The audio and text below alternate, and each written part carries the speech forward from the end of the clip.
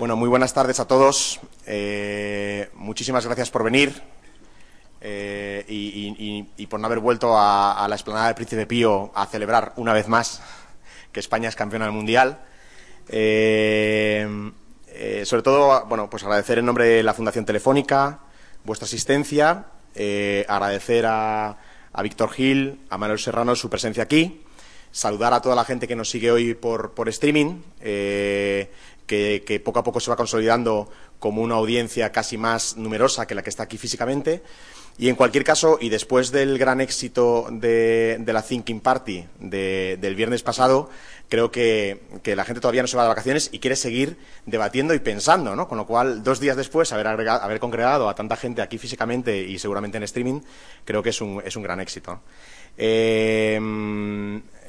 Tenemos hoy con nosotros a 2 profesionales que, bueno, pues yo creo que nos pueden ilustrar bien sobre la figura del Cool Hunter y sobre el concepto o la función del Cool Hunting en la empresa, que es algo que, bueno, posiblemente nació más en el ámbito del consumo, pero se va consolidando como digamos, una especie de conjunto de técnicas o herramientas para aplicar a diferentes ámbitos empresariales. Y es Víctor Gil, a mi derecha, Manuel Serrano. Yo, Fernando Polo, haré de moderador e intentaré canalizar las preguntas que vayáis haciendo llegar. Recordaos que, tanto para la gente que estéis en streaming como para los que estéis en la sala, que aunque tengáis luego un micrófono, podéis hacer comentarios o preguntas a través de Twitter, con la etiqueta, con el hashtag FT Cool Hunter. FT de Fundación Telefónica, Cool Hunter en inglés, en español, ¿no? Leído. Y nada más, sin más, quiero dar paso a Víctor Gil, que arranca. ¿Os acordáis un poco? Bueno, esta es la 4ª conferencia del ciclo de nuevas profesiones e Internet.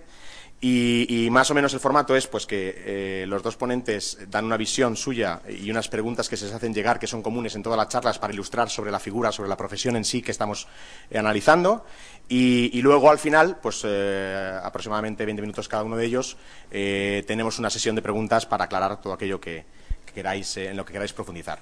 Víctor es sociólogo, es consultor, desde el año 98 especializado en investigación de mercado y muy cercano al mundo de las nuevas tecnologías y de cómo las nuevas tecnologías han transformado este ámbito de la investigación online, de la detección de tendencias y también muy conectado en términos bueno, pues muy pendiente de lo que está pasando en las redes sociales, etcétera. Adelante, sin más. Víctor, gracias.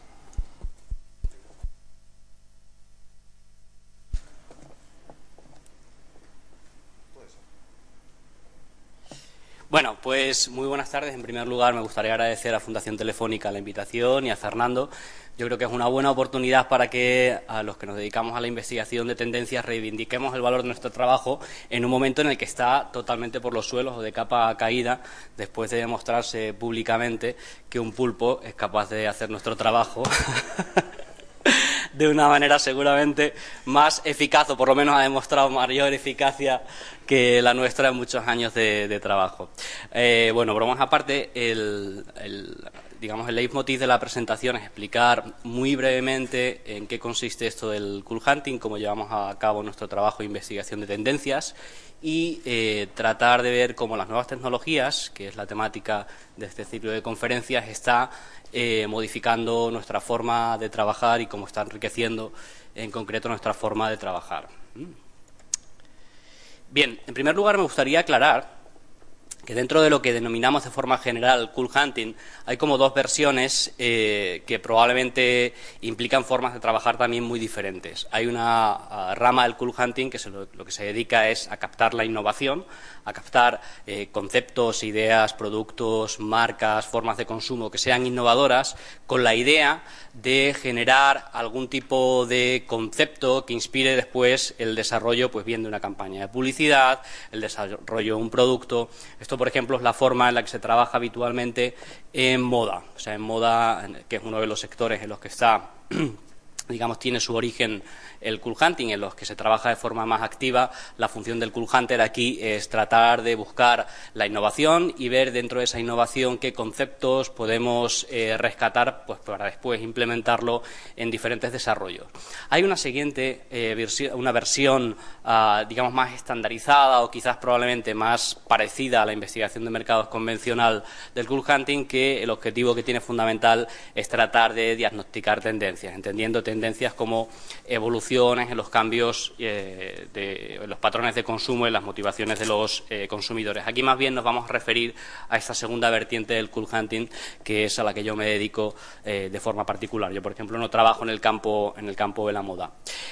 Podemos definirlo de una forma más formal, como tiene como principal misión proveer información válida y relevante sobre las tendencias y las innovaciones que pueden tener un impacto positivo, es decir, que permiten detectar oportunidades para las empresas o, en algunos casos, en no pocos, de hecho, también tratar de identificar riesgos inherentes a una determinada categoría, un determinado sector, mercado. Sobre el negocio actual o potencial de una organización. Se ubica esta nueva disciplina en la intersección de 4 áreas funcionales de la empresa, como es la estrategia, la investigación de mercados, el I+D o la I+D y el marketing. De cada una de ellas, pues toma prestadas algunas de sus funciones y a todas ellas reporta información. Definimos el Cool Hunting también como una metodología, más allá de como una profesión o más allá de como una área funcional de la empresa, que permite anticipar los gustos e intereses de los consumidores a partir del análisis, primero de la captación y después, o de la investigación y después interpretación de los patrones de cambio en el comportamiento de los consumidores y los valores que los inspiran. Pero nosotros entendemos, más allá del Cool Hunting como una profesión, como un conjunto de competencias que uno puede aplicar independientemente de cuál sea su actividad profesional, es decir, una serie de competencias que nos van a permitir llegar a esta última finalidad de saber por dónde van a ir los tiros por parte de los consumidores. Bien, ¿por qué surge ahora el Cool Hunting? ¿O por qué está de moda? De hecho, pues recientemente han aparecido de forma simultánea varios libros y, además, curiosamente, varios libros en castellano sobre el Cool Hunting, y probablemente no sea fruto del todo de la casualidad. Hay un interés bastante pronunciado por parte de las empresas en tratar de tener nuevas herramientas o dotarse de nuevas herramientas que les permitan anticiparse a los cambios en el contexto en el que se desenvuelve el consumidor, en la medida en que estamos en una situación de mercado en el que la velocidad de la difusión de la innovación es más rápida que nunca, es decir, la difusión de tendencias históricamente, que se lleva estudiando prácticamente durante todo el siglo XX por parte de las ciencias sociales, tenía unos ritmos por parte del consumidor de adopción que eran muy lentos, y esto se ha acelerado mucho en los últimos años, en buena medida debido a la difusión de fenómenos como la web 2.0 o, en general, todo lo que tiene que ver con social media, ¿no? Pues le hace blogs, redes sociales y demás, que hacen, al tener la gente conectada, al existir por primera vez en la historia una sociedad en red, hace muy fácil que fenómenos se difundan con una velocidad pues realmente importante, ¿no? Y ahí tenemos de nuevo el ejemplo del pulpo poll, que antes de que fuera noticia en los medios de comunicación, a través de las redes sociales, en muy poquito tiempo, sorprendentemente, en prácticamente horas, era una información que estaba rulando alrededor del mundo, ¿no? Y por otro lado, también se demanda cada vez más información actualizada de consumidor, porque asistimos a un fenómeno que llamamos nosotros la fashionización de los mercados, con esta denominación nos referimos al hecho de que cada vez hay más mercados que se rigen por los criterios de la moda. Es decir, casi el concepto de temporada, incluso esto de colecciones de crucero que es tan habitual ahora en el campo de la moda, está aplicándose a muy diferentes categorías que tradicionalmente evolucionaban muy lentamente, ¿no? Yo siempre pongo el caso de la decoración del hogar. IKEA lo que ha conseguido con su estrategia de marketing es que todos sintamos que un mueble tiene una fecha de caducidad mucho más próxima que la que tradicionalmente tenía, ¿no? Antes alguien se amueblaba un salón, pues no sé, pensando que le durara 10, 15, incluso 20 años, y sin embargo hoy la gente joven compra los muebles pensando con esta lógica incluso de la moda, es decir, lo tengo mientras ese diseño es cool, mientras ese diseño es atractivo, y cuando ese diseño pase de moda, antes incluso de que el mueble se estropee, pues lo renuevo, ¿no? Esto hace que los gustos de los consumidores cada vez más vayan evolucionando hacia esa idea de la moda en muy diferentes categorías. ¿Cuáles serían un poco las competencias y los conocimientos que requiere un profesional que se dedica a esto? Pero, como decía, también cuáles son las competencias que uno puede incorporar en su día a día, en su actividad profesional, para llegar a este fin último de tratar de saber por dónde van a ir las cosas en cuanto a motivaciones y patrones de consumo de los consumidores. A mí me gustaría presentarles muy rápidamente a la persona que más me ha enseñado sobre cool hunting durante los últimos años. Es un profesional que realmente admiro. Y es él. Se llama Bruno, es mi hijo, tiene 6 años.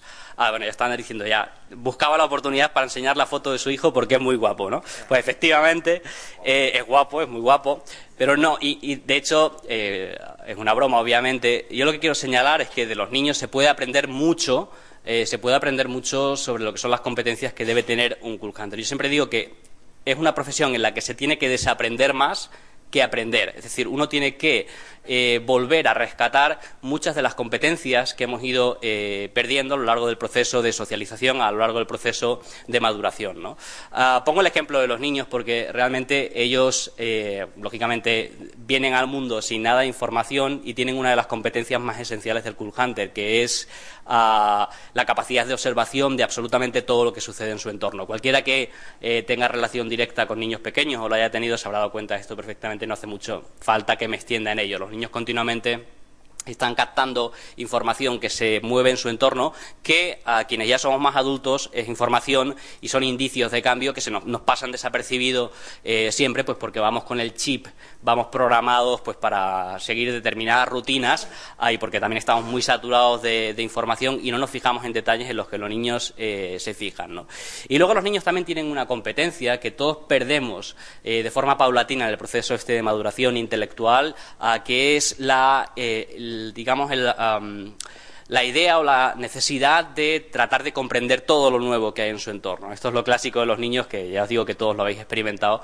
Cuando ven algo nuevo, cuando se les explica algo nuevo, el preguntar ¿y por qué? ¿No? Los niños continuamente dicen ¿y por qué? Y porque quieren explicaciones absolutamente de todo. Y esto es lo que les permite hacerse una composición del lugar en el mundo en el que están. Pues bien, son competencias que vamos perdiendo y que yo creo que son esenciales para desarrollar un trabajo que lo que requiere justamente es, por un lado, estar muy pendiente de todo lo nuevo que sucede en nuestro entorno. Los cool hunters no trabajamos con objetivos como, por ejemplo, se trabaja en investigación de mercados, es decir, nosotros no investigamos o no solemos centrar el foco sobre algo concreto, sino que justamente nuestra ventaja está en dispersar mucho la mirada, en tener una visión panóptica de todo lo que acontece, pues para saber en qué momentos, en qué situaciones, en qué contexto de toda la información que rastreamos y monitorizamos puede surgir algo nuevo, ¿no? Si lo queremos hacer de una forma más, plantear de una forma más formal, las competencias serían estas: saber un poco dónde mirar, es decir, tener la capacidad para buscarse las fuentes, que pueden ser fuentes documentales o pueden ser pues también lugares o pueden ser fuentes físicas, es decir, lugares en los que la innovación o las tendencias discurren o se suceden de una forma más habitual. Otra competencia básica es saber también cómo mirar, ¿no? Es fundamental, y quizás ahí viene más el bagaje de las ciencias sociales, librarse de los propios prejuicios que uno tiene, empatizar con el target que estamos analizando y tratar de entender desde su punto de vista los fenómenos a los que están expuestos y que a nosotros nos llaman la atención. Es decir, si estamos investigando, si estamos trabajando sobre el target de amas de casa, tenemos que tratar en la medida de lo posible de ponernos en la mente de una ama de casa o de las amas de casa en términos generales, pues para saber qué cosas les pueden llamar la atención a ellos y cómo van a interpretar ellos esos mismos indicios, esos mismos hechos que estamos observando. Una tercera competencia sería, como decía antes, que es de los niños, la interpretación, tratar de comprender más allá de los hechos concretos de si se lleva esto, se lleva lo otro, surge esto, surge lo otro, tratar de interpretar, reuniendo todos esos indicios que vamos observando, qué es lo que hay detrás de todo ello. Esto es probablemente lo más complejo y lo que requiere probablemente mayor práctica y también mayor acopio por parte de quien lo lleva a cabo, de información que en general son teorías pues, sobre el cambio social, comportamiento psicológico y demás. Importante también una labor fundamental que es la de comunicar, saber comunicar todo aquello que vamos descubriendo y que le tenemos que presentar a un tercero, que en nuestro caso son clientes, pero quienes lo desarrollan internamente son los clientes internos, saber muy bien explicar lo que llamamos nosotros la trazabilidad de las tendencias. No basta con decir o llegar a un cliente y decirle, oye, apuesta por esto o apuesta por esto otro porque se va a llevar. O sea, al cliente siempre le tenemos que explicar y comunicar muy bien cuál es el origen, cuáles son los diferentes indicios en los que nos basamos, cuáles son la conexión entre esos diferentes indicios y mostrarlo todo de una forma coherente. Y una última funcionalidad, una última competencia es la creatividad, lo que llamamos creatividad estratégica. Nosotros no somos solamente investigadores sociales, no nos mueve realmente un interés sociológico, salvo que estemos trabajando en ese campo, sino un interés comercial. Al final, toda esa innovación, esa innovación que estamos captando y que pensamos que puede llegar a convertirse en un fenómeno de moda, tenemos que ser capaces de llevarlo al terreno del negocio y aplicar la creatividad pues, para implementarlo en términos de producto, de comunicación, de marca o incluso de distribución. Bien. Si lo queremos formalizar más desde el punto de vista de los conocimientos, ¿qué tendría que saber un Cool Hunter? Por un lado, es metodología en las ciencias sociales, eso es básico. Yo creo, sobre todo, porque es lo que nos da las herramientas para ser capaces de interpretar todos aquellos indicios aislados que vamos detectando. También tiene que conocer uno necesariamente teoría, esto que llamamos aquí del SPN, sociología, psicología y cada vez más las neurociencias. Tenemos que saber mucho también de comportamiento de consumidor. Ojo, de comportamiento de consumidor, hay mucha gente que confunde lo del Cool Hunting con estar continuamente pendiente de lo nuevo. No solamente hay que estar pendiente de lo nuevo, hay que estar pendiente también de lo que es masivo, porque cuando uno entiende los mercados masivos, que generalmente a lo que aspiran las empresas que nos contratan, es decir, cuando alguien quiere saber cómo llegar de forma anticipada pues a los consumidores que forman esto que se llama el mainstream, es decir, el conjunto, las masas de los consumidores, tiene que saber muy bien de aquellas innovaciones que uno capta. Cuando conoce muy bien el mercado masivo, puede determinar con mayor nivel de acierto qué cosas de esas novedades que estamos captando pueden llegar a ser consideradas cool o pueden llegar a ser consideradas atractivas por el target mayoritario. Y luego, muy importante también conocer la historia. O sea, para nosotros un trabajo, un ejercicio que hacemos de forma bastante habitual, es explicar tendencias o moda a toro pasado, no tanto con la intención, lógicamente, de hacer un pronóstico, pero sí de aprender qué fenómenos han acontecido, qué variables han intervenido para que algo innovador llegue a convertirse en tendencia. Y bueno, quienes nos dedicamos más al campo de la comunicación y el marketing, lógicamente, tienes que tener también un background en ese campo. ¿Quién demanda hoy la investigación de Cool Hunting? Como decía, es un campo que va más allá de la moda, aunque tiene un origen sobre todo a nivel más de término en el campo de la moda, pero hoy por hoy, si uno pregunta en prácticamente todas las grandes compañías, incluso las multinacionales españolas, ya existe una figura interna que probablemente no le denominan Cool Hunter, en algún caso sí, pero normalmente tiene otro tipo de denominación más técnica, como líder de innovación o líder de tendencias, es decir, diferentes denominaciones, pero al final su función es estar al día de las tendencias que están sucediendo en sus mercados o en otros mercados próximos, con la idea de rescatar conceptos, rescatar ideas que pueden ser implementados al suyo propio. Es decir, quienes nos dedicamos probablemente profesionalmente a esta función somos pocos, es decir, hay pocos profesionales que vivan de esta disciplina del Cool Hunting, pero la figura del Cool Hunter con otras denominaciones hoy por hoy está instaurada en casi todas las grandes compañías, ¿no?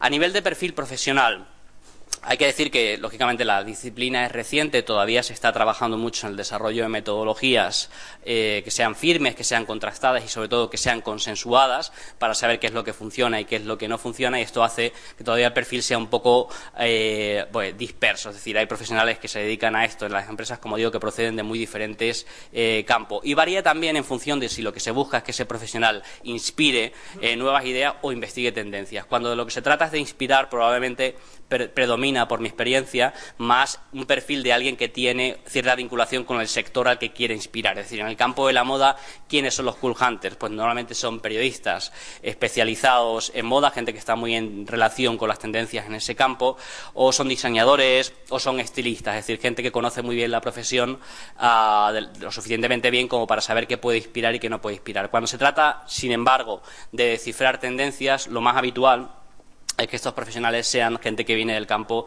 de las ciencias sociales y somos sociólogos o psicólogos, antropólogos y también otras disciplinas, pero bueno, es lo que predomina.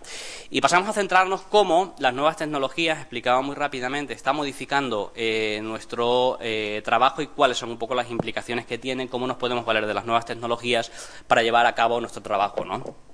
En primer lugar, me gustaría hablar muy brevemente de cómo modifican las nuevas tecnologías una de nuestras funciones habituales, que es el trabajo etnográfico. Entendiendo por etnografía, la etnografía es una rama de la antropología cultural cuya misión es básicamente tratar de entender cuáles son los cambios que se producen en el contexto en el que se desenvuelve el consumidor, ¿no? Frente a otras técnicas habituales de investigación, como pueden ser las encuestas o los focus group, el trabajo del etnógrafo consiste en convivir, estar en el contexto en el que el consumidor se desenvuelve, observando todo lo que puede tener relación con el fenómeno que está investigando, ¿no? Y lo que hacemos es acompañar al propio target o movernos en los contextos en los que ellos se desenvuelven. Pues bien, aquí las nuevas tecnologías están cumpliendo un rol o están facilitándonos nuestro trabajo habitual de una manera importantísima, ¿no?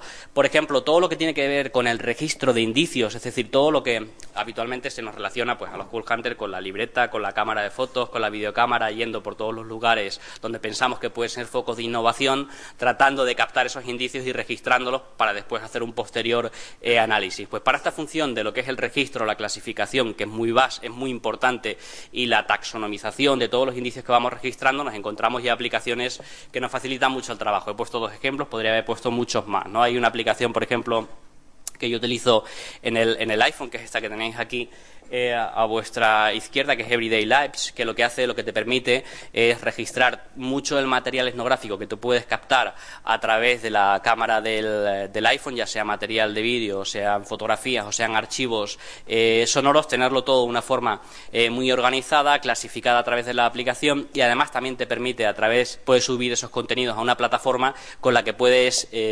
compartir esos indicios, esa información en tiempo real con otras personas que estén trabajando en el mismo campo, que estén trabajando en el mismo equipo contigo, ¿no? Y poder interaccionar en torno a esos indicios. Pondría otro ejemplo que también yo utilizo bastante, que es Foursquare. Foursquare es una red, podríamos denominarlo una red social basada en la geolocalización.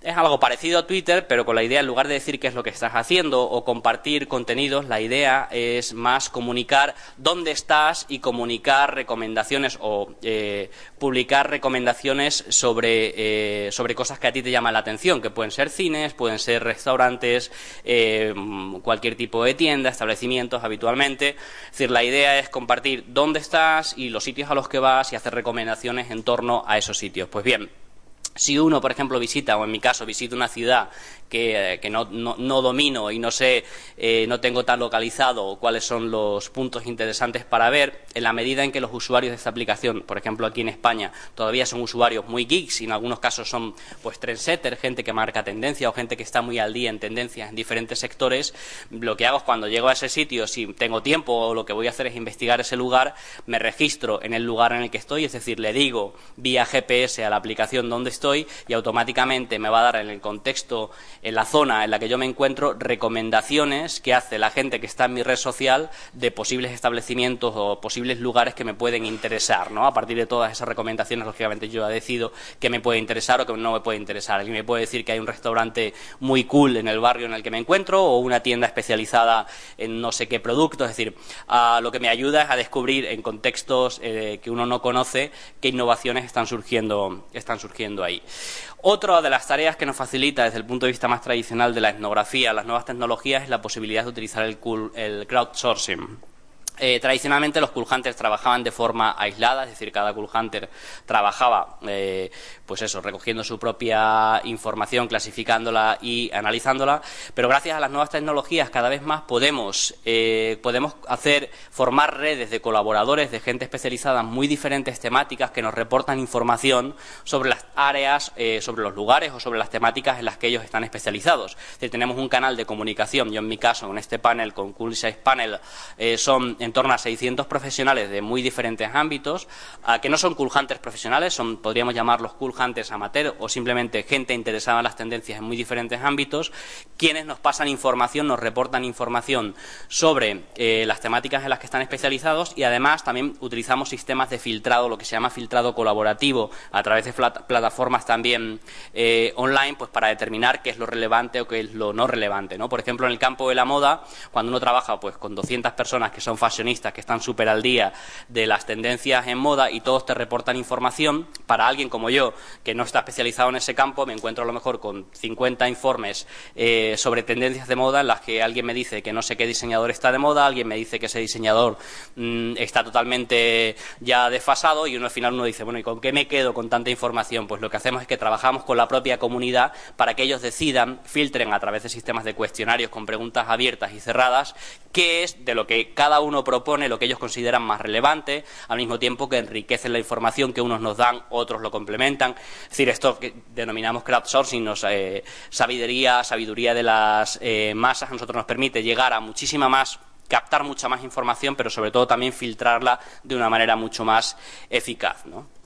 Y por otro lado, hemos hablado de la etnografía tradicional, habría que hablar sin duda de la netnografía. La netnografía básicamente es lo mismo que la etnografía, pero referido al contexto de desenvolvimiento del consumidor en el entorno online.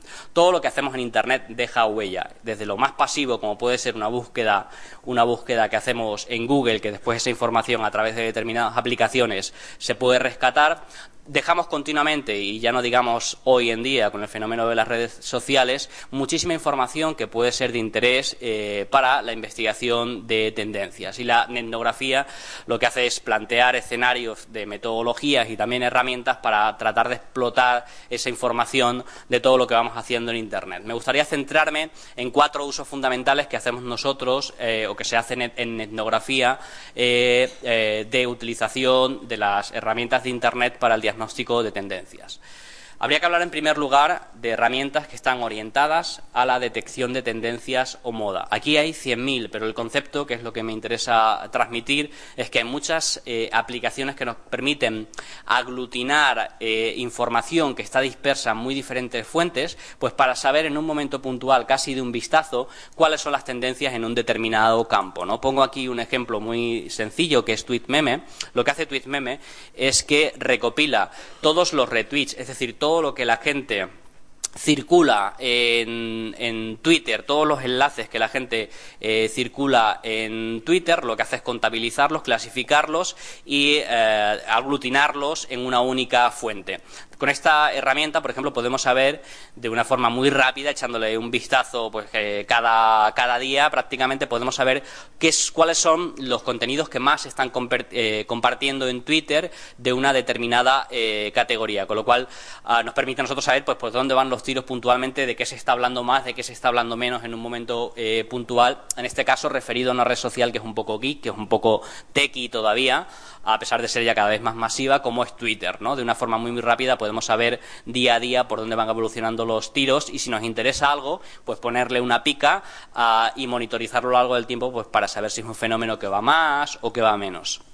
Por otro lado, también utilizamos muchas herramientas para lo que sería la profundización en fenómenos que nos hayan llamado la atención. Es decir, queremos saber, pues por ejemplo, nos llama la atención que se está hablando algo mucho de un determinado fenómeno y queremos entrar más en las conversaciones de lo que se está diciendo en torno a ese fenómeno, quién lo dice, cómo lo dicen, qué contexto, si es positivo, si es negativo, todo lo que engloba ese fenómeno, ¿no? Y aquí he puesto una herramienta, como podría haber dicho, porque sobre todo relacionada con Twitter hay 324.000, en este caso es esta de Archivist, que lo que hace es, tú le pones una determinada búsqueda y te va a recoger dentro de Twitter todas las menciones que hay relativas a esa búsqueda, pero con una peculiaridad, y es que te va a permitir exportar a Excel o exportar un formato que luego después puedas utilizar con diferentes programas, explotar esa información pues buscando explicaciones o buscando relaciones y demás, ¿no? Es una aplicación bastante interesante que nos permite ir monitorizando, recogiendo, capturando día a día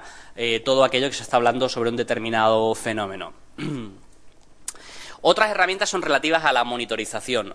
Una cosa fundamental para saber si algo va a llegar a convertirse o no en tendencia es que, casi como implica el propio término, es que tenga una perdurabilidad a lo largo del tiempo, es decir, que no sea un fenómeno, una moda pasajera o un fenómeno que se apague muy rápidamente, y que tenga sobre todo una tendencia, valga la redundancia, ascendente, es decir, los fenómenos que vamos monitorizando o los indicios que vamos monitorizando, para llegar a convertirse en tendencia o que podamos intuir que puede llegar a convertirse en fenómeno masivo, tenemos que irlo rastreando a lo largo del tiempo. Y para esta funcionalidad, tenemos también muchísimas herramientas en Internet, ¿no? He rescatado aquí una de las clásicas, que es Google for Insights, que es heredera al mismo tiempo de otra herramienta que era Google Trends, que lo que te permite es monitorizar a lo largo del tiempo la frecuencia con la que se está preguntando sobre un determinado fenómeno a Twitter. Hoy en día se lo preguntamos todo a Twitter, o sea, uno si tiene un blog y le consulta por curiosidad cómo llega la gente a su blog, se puede encontrar de todo, ¿no? Yo siempre cuento una anécdota de una de las búsquedas con la que alguien llegó a mi blog, cuya pregunta es: ¿debo dejar a mi hija ir a estudiar a Salamanca? No sé por qué, quizás porque yo estudié en Salamanca, pero alguien llegó a mi blog con esa consulta, ¿no? Y lo que quiero reseñar es que prácticamente se lo preguntamos todo a a Google, y Google se está convirtiendo casi en el oráculo del siglo XX y del siglo XXI. Por tanto, explotando la base de datos de consultas de Google, uno puede saber pues sobre qué temas le está interesando más a la gente en la medida que están preguntándole a esa aplicación de qué va la cosa. Aquí tenéis un ejemplo gracioso. He rastreado la frecuencia con la que la gente preguntaba por pulpo en Google, y como podéis ver, durante los últimos días de los 2 últimos partidos de la selección, la gente se ha interesado mucho por pulpo. No sé solamente por Paul o por el pulpo también al ajillo, no sé. Esto habría que profundizar. Y de hecho esta herramienta te da la posibilidad justamente de profundizar en ese tipo de cosas. Cuando la gente, por ejemplo, pregunta por pulpo, tienes aquí unas funcionalidades que no vemos. ¿Asociado a qué otro concepto pregunta por pulpo? Pues si pregunta por el pulpo polo, o pregunta por pulpo recetas de pulpo, es decir, te permite saber qué otros conceptos se relacionan con un determinado término que tú estás buscando, lo cual a su vez te permite hacer un rastreo después más posterior, formar lo que llamamos la ontología del fenómeno que estamos analizando. Y un último grupo de herramientas son aquellas que nos permiten identificar trendsetters. Para nosotros es fundamental, en la medida que la difusión de la innovación no es lineal, es decir, si conocéis esta campana clásica de Gauss, de Everett, en la que digamos que describía cuáles eran los diferentes perfiles de consumidor en función de su afinidad con la innovación, desde los que son innovadores a los early adopters, que son los que primero adoptan la innovación, a los que son mayoría temprana, mayoría rezagada y los rezagados. Si recordamos esta campana de Gauss, para nosotros que nos dedicamos a la investigación de tendencias, nos interesa sobre todo centrarnos en saber qué cosas están surgiendo, qué cosas son innovadoras en el contexto de quienes lideran la innovación a nivel social. Pues bien, dentro de las muchas herramientas que tenemos hay un grupo de ellas que nos permiten identificar en una red social o en general de forma abierta quiénes son aquellas personas que están liderando más, pues son más prescriptores o son más early adopters en una categoría concreta, pues para a su vez rastrearles a él o utilizarles para luego otro tipo de estudios de mercado y sondear con ellos la viabilidad de determinadas tendencias, etcétera. No he puesto esta herramienta también vinculada a Twitter, pero esta sí que también os digo que hay 100.000, y son herramientas que también hay algunas herramientas que, como TouchGraph, que es una que conoceréis probablemente de Facebook, que nos permite pues saber cuál es el patrón de relación, cuál es la red social de un determinado individuo, saber quiénes son más influyentes para él, etcétera, ¿no? O sea, en definitiva, las nuevas tecnologías han revolucionado de una forma muy importante nuestra forma de hacer nuestro trabajo, y yo creo que a nivel de futuro todavía nos quedan muchas más herramientas que nos van a permitir hacer más pronósticos de tendencias y llegarlo a afinar, ¿no? Por ejemplo, se están haciendo estudios en Estados Unidos que permiten anticipar cuál será el éxito de una determinada película, incluso calcular cuánto hará durante un fin de semana de estreno en taquilla a partir del ruido que se hace sobre el prelanzamiento o el preestreno de esa película en Twitter, ¿no? Esto probablemente se van a ir desarrollando modelos predictivos que nos permitan explotar la información de una forma más automática y saber las tendencias de una manera probablemente más ajustada a lo que son los parámetros que estamos acostumbrados a utilizar en las ciencias, que no tanto nuestro trabajo, que es un poco manual y lógicamente tenemos un margen de error totalmente desconocido. Y esto es un poco lo que os quería contar. Hay más cosas, allá aprovecho como Paco Umbral para vender mi libro, que podéis ver más profundizado esto. Gracias.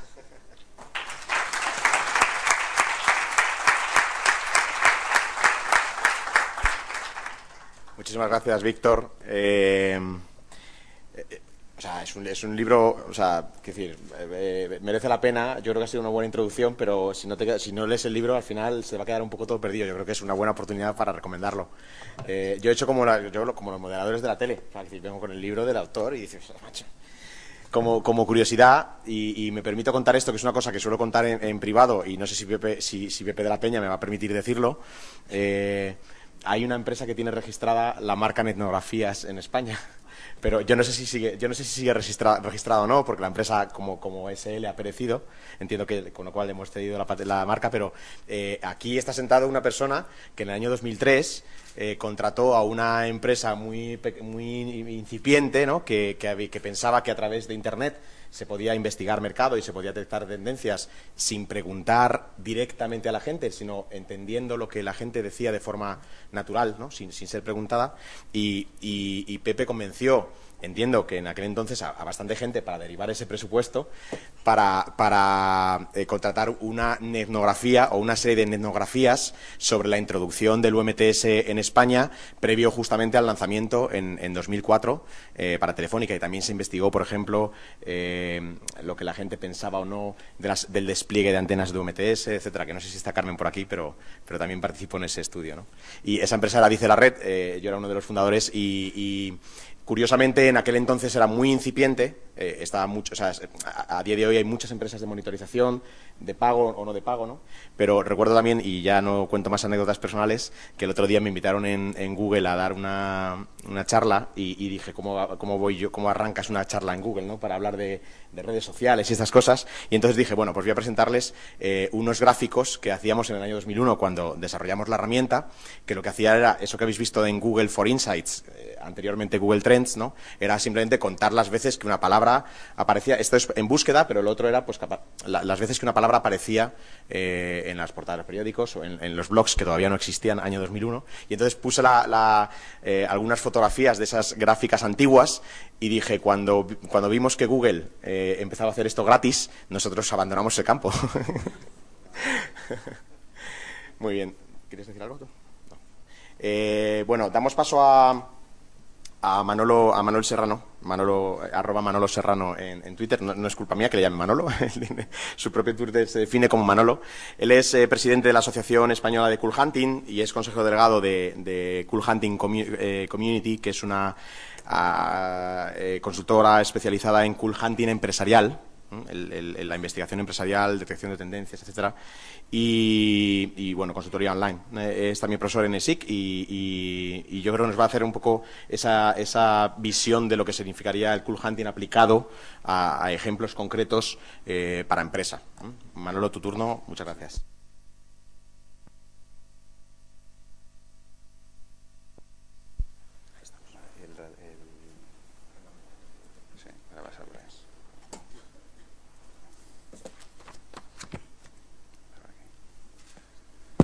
Bueno, en primer lugar, dar las gracias a todos por asistir. Quería dar las gracias a la Fundación Telefónica por organizar esta jornada dedicada al Cool Hunting, que creo que va a tener bastante difusión. Y luego para mí es un privilegio estar sentado aquí en la mesa con Víctor Gil, que es una persona de referencia dentro del mundo de Cool Hunting. A mí me han dado 20 minutos, media hora para hablar, pero creo que vamos a intentar minimizarlo, porque os estáis durmiendo y veo a la gente que se duerme. Yo voy a contar un poco mi experiencia. Yo creo que como nos vamos a enriquecer todos con esta jornada, va a ser con las preguntas, que vosotros nos podéis preguntar realmente aquellas cosas que realmente os interesen.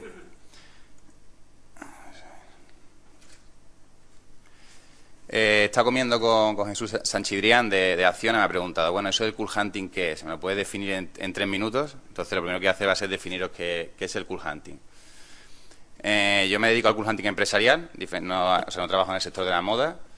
Entonces, la definición mía, personalmente, de Cool Hunting, un Cool Hunter lo que se dedica es a detectar tendencias, identificarlas y analizarlas. Una vez que analizada esa tendencia, lo que hace es detectar qué impacto va a tener esa tendencia dentro de nuestra organización. Ese impacto hay que valorarlo, mirarlo desde el punto de vista de qué oportunidades ofrece esa tendencia a nuestra organización para aprovecharla rápidamente y qué amenazas, ¿vale?, puede tener ese cambio de tendencia dentro de nuestra organización. Esa amenaza tenemos que intentar, si se puede, convertirla en una oportunidad. Eso sería lo ideal. Muchas veces no podemos convertirla en una oportunidad, por lo tanto lo que tenemos que hacer es intentar rápidamente adaptar nuestra organización para que el impacto de esa tendencia sea el mínimo posible.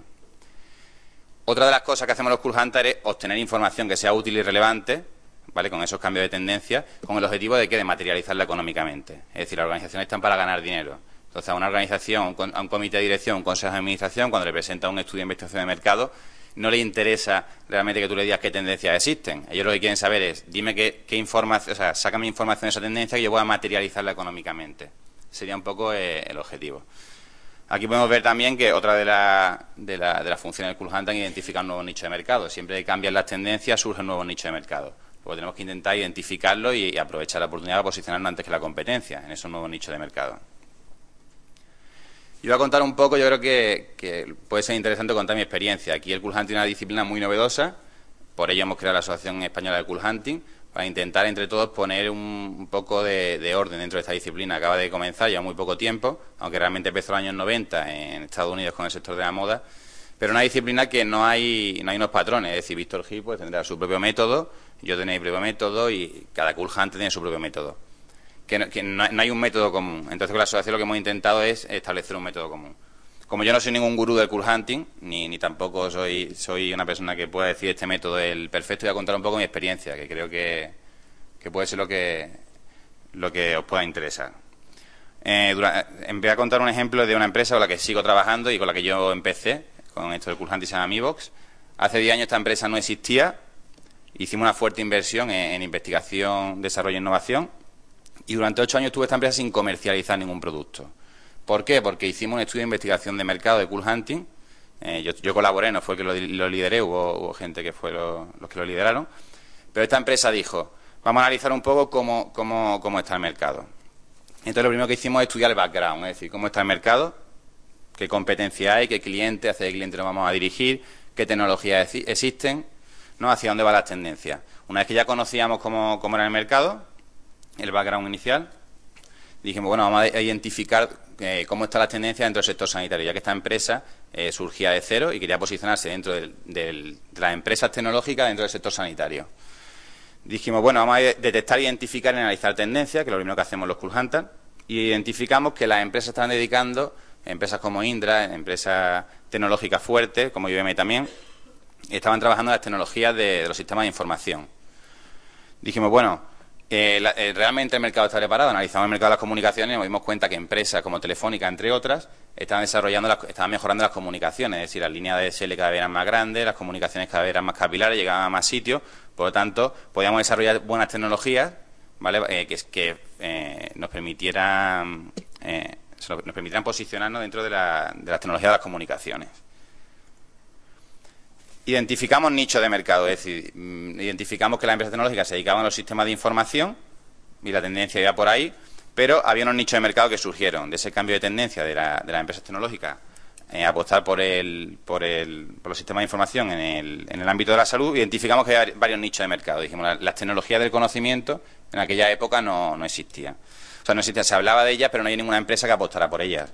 Y las tecnologías de la interoperabilidad tampoco.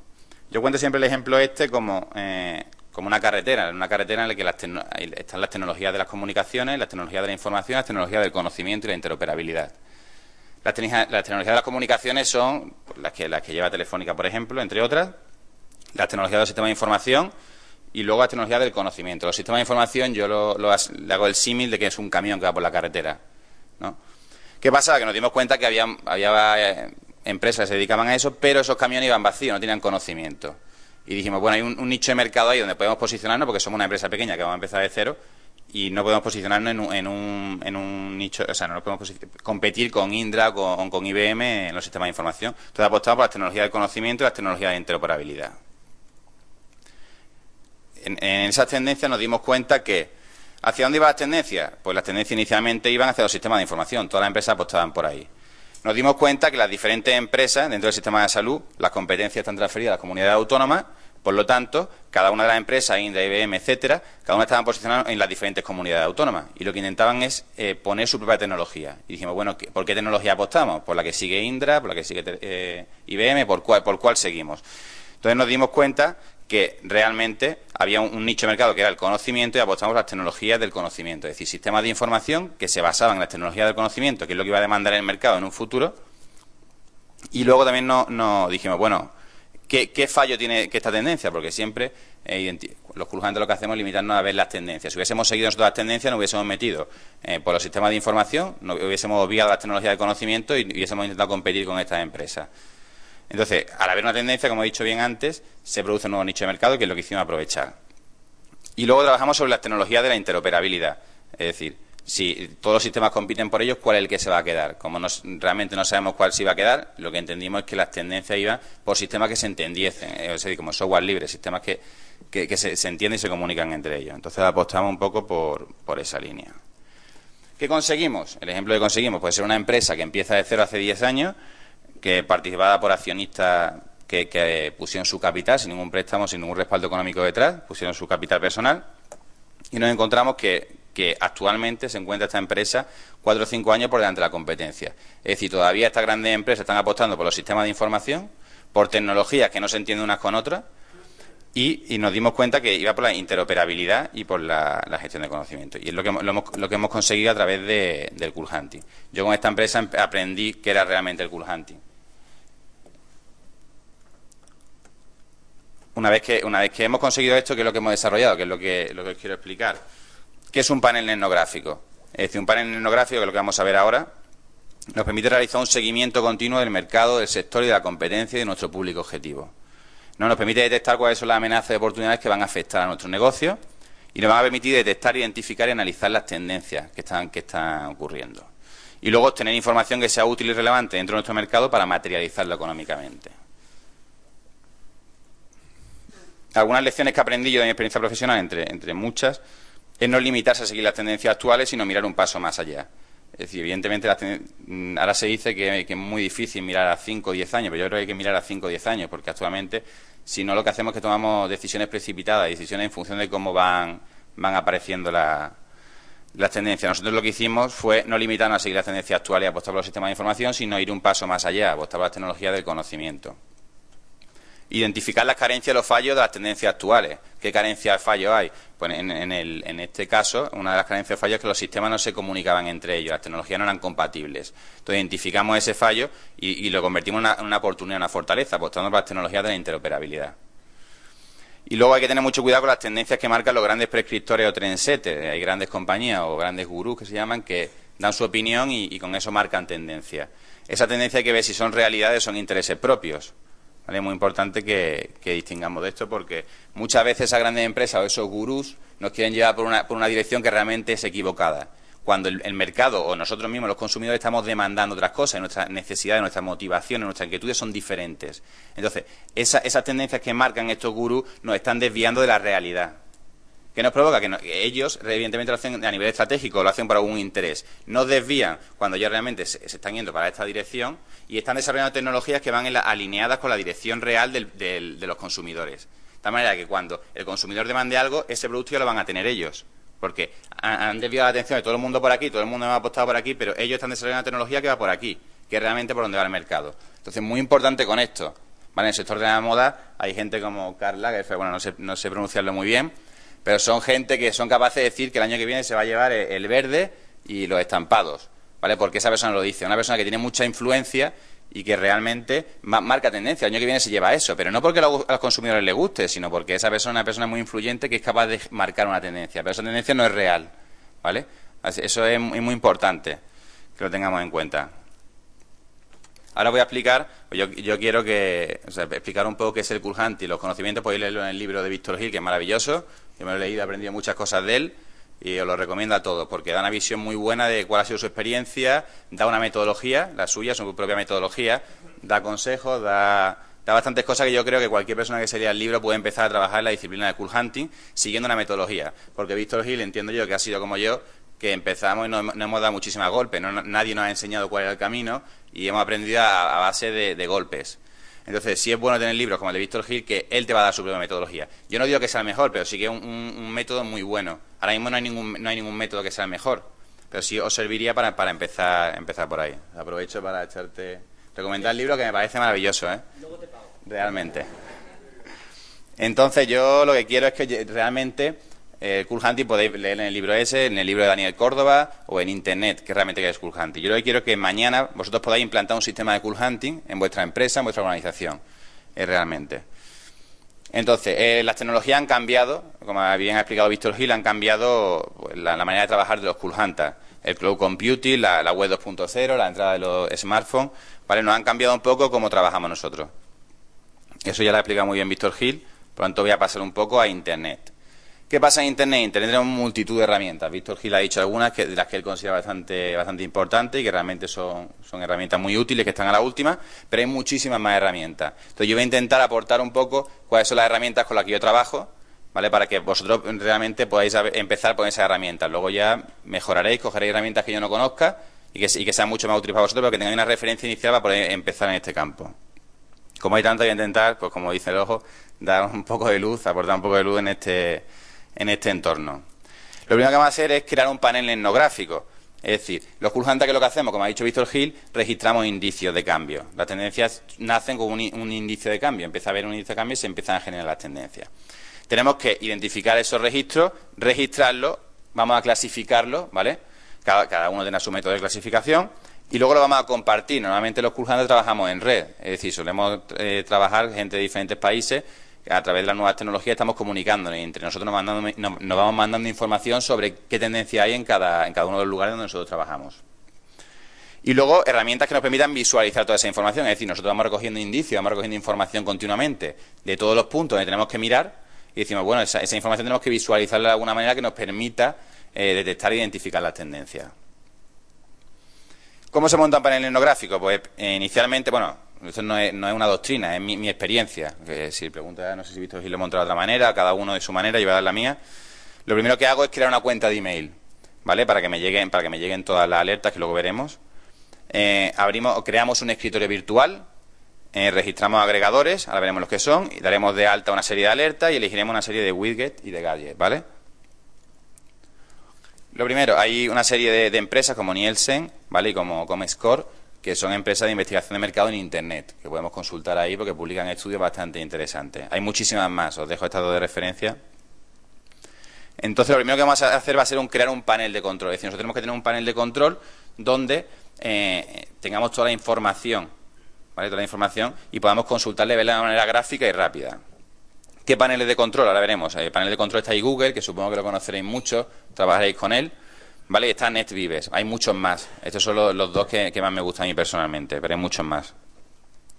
Luego tenemos una serie de agregadores de FED. No sé si conocéis los agregadores de FED o no. Estos son, para los que no los conozcáis, son herramientas, por ejemplo, yo utilizo Google Reader, que tú, una vez que identifiques las fuentes que te interesan, en Internet, las páginas web, los blogs, redes sociales, etcétera, que te interesan, puedes decirle cada vez que aparezca algo novedoso en esa fuente que te llegue esa información. De la manera que está actualizada y tiene en un mismo lugar toda la información de todas las fuentes que te interesa consultar, sin tener que estar yendo de fuente en fuente una a una. Entonces nos permite, por ejemplo, estar al día de qué se dice en 100 blogs, sin tener que ir mirando uno a uno. Y si no se publican cosas nuevas no nos llega ninguna información. Aquí podemos ver, por ejemplo, un panel etnográfico de NetVives que ha creado Cristina Gramacho, que está ahí, de una colaboradora mía, y ha creado este panel de control en NetVives, ¿vale? Aquí podéis ver, por ejemplo, diferentes aplicaciones que ahora veremos de cómo se visualiza. Por ejemplo, aquí tenemos Dig, que es una herramienta, luego tenemos Alexa, otra que también nos permite hacer gráfico analítico. Aquí tenemos diferentes herramientas, ¿vale? Entonces nosotros lo que vamos a hacer es tener en un mismo panel las diferentes herramientas que nos interesan. ¿Para qué? Para poder trabajar de una manera rápida y efectiva. Otro panel de control muy conocido es Google, por ejemplo, ¿vale? Aquí lo podéis ver también. ¿Qué es lo que hacemos? Nosotros tenemos los Cool Hunters que identificar, lo primero, en función del sector que trabajemos, en función de la información que nos interesa, tenemos que identificar qué es aquello que realmente nos interesa a nosotros, y luego hay una serie de herramientas como Google Alert o Social Mention que nos permiten ponerle una serie de palabras que a nosotros realmente nos interesa, y cada vez que se hable de esas palabras en Internet nos llega un aviso al email que previamente he dicho que hay que crear. Creamos una cuenta de email y le decimos que cada vez que se hable, por ejemplo, de Telefónica, que nos llegue un aviso al email. De tal manera que vamos a estar informados de todo lo que se dice respecto a ese asunto. Luego tenemos más herramientas aquí como los blogs, ¿vale? Que os he dejado más herramientas como Blog Pulse, que es una herramienta muy buena para hacer análisis sobre qué es lo que se dice en los blogs, de qué temas, cuáles son los temas que más se hablan, las palabras que más se mencionan, podemos hacer gráficos. Hay herramientas muy buenas para identificar información sobre los blogs. Importancia de los blogs, los líderes de opinión o trendsetters, que son la gente que suele marcar las tendencias, pues en el mundo de Internet suelen ser gente que tienen blog, ¿vale? Ahora suelen estar en Twitter, pero son mucha gente que están en blog. Entonces nos interesa obtener información sobre esa gente, porque son gente que en función de las cosas que ellos digan, ¿vale? van a generar una serie de tendencias, van a orientar hacia ahí a la gente. Por ejemplo, no se conocía a Enrique Dans, una persona muy conocida entre el mundo de Internet, pues una persona que su blog lo lee muchísima gente, un español que su blog lo leen tanto a nivel nacional como a nivel internacional. Muchísimas, miles de personas todos los días. Eso que dice, cualquier cosa que esa persona diga va a tener una repercusión importante. Entonces, toda esa serie de gente hay que seguirla a través de estas herramientas que os he dejado aquí. Luego también está cogiendo un fenómeno bastante importante el microblogging, Twitter, por ejemplo, la más conocida, y aquí os dejo herramientas, como ha dicho Víctor Gil alguna, aquí os dejo yo otra, para que investiguéis sobre qué herramientas que tenéis para identificar tendencias, tener información que sea útil y relevante, etcétera. A ver si pasa esto por aquí. ¿Qué? Sí, le he dado aquí. ¿Cómo se cierra esto? ¿Cómo se cierra? Cerrar, vale. Luego tenemos aquí agregadores y buscadores, ¿vale? Que algunas herramientas que podéis probar, yo creo que os las dejo aquí para que tengáis de consulta, y si tenéis alguna duda, pues como tengo mi dato de contacto, podéis contactar conmigo. También aquí tenéis herramientas sobre los foros de discusión, también se generan bastante información en los foros de difusión. Actualmente la gente de Internet está hablando y habla de nuestra empresa, habla de nuestra competencia, y ahí se generan oportunidades. Ya no solo a nivel de tendencia, ya lo digo a nivel de qué se dice en mi empresa en Internet, muy importante que se dice, para que las cosas que se digan positivas, potenciar, las cosas que se digan negativas, corregirlas, ¿vale? Independientemente de que montemos un sistema de cool hunting o no, es fundamental que sepamos qué se dice en Internet de nosotros. Y sobre todo también de la competencia, porque cuando se habla más de la competencia, tenemos que identificar, es una oportunidad de negocio para nosotros. ¿Vale? Si se habla más de la competencia, podemos coger y aprovechar esa oportunidad de negocio como una fortaleza nuestra. Entonces, los foros de discusión os dejo también algunas herramientas por aquí. Redes sociales, por ejemplo, que es lo que hago yo personalmente. Cuando voy por ahí y veo alguna información que me interesa, pues la capturo con el iPhone. Y esa foto la subo a Flickr, a mi cuenta de Flickr, y ahí tengo almacenada toda la información sobre todas las fotos. En los vídeos, cuando grabo algún vídeo lo capturo, lo subo a Vimeo, lo subo a YouTube, y ahí tengo ahí pues todos los vídeos. Las grabaciones de audio, pues a CatPost, ¿vale? Y luego tenemos una herramienta muy muy buena que es Delicious.